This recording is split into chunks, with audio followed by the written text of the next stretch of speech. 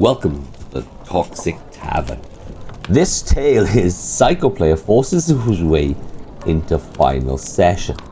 D&D Horror Stories, the best Norse god 48.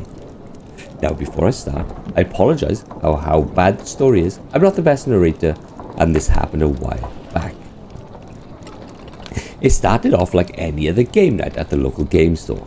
I gathered a promising group of players, each bringing their own energy and quirks. There was Todd, a charismatic bard with a knack for flair. Jess, the barbarian who had taken no prisoners attitude but a big heart. Luke, the other bard, who loved adding humour to every situation.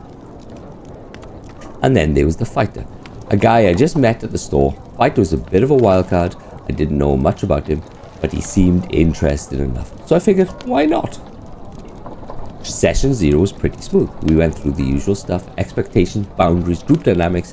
Everyone seemed to be on the same page, and I thought we'd set ourselves up for a good run. Fighters had been a little quiet, barely sharing anything about his character, but I assumed he was just a strong, silent type, and he would warm up as the game progressed. Session 1 kicked off, and things went well, mostly, but looking back, the red flags with Fighter were already waving.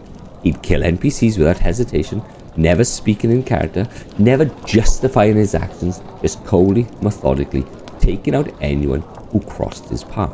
He wasn't engaging with his story or the group, just silently following along until he could unleash some violence. At first, I brushed it off thinking he was just leaning into a dark, brooding character. True.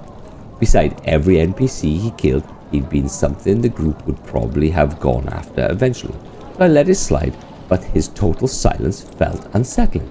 He didn't even try to connect with other players. No banter, no humour, not even a vague gesture of acknowledgement to the group.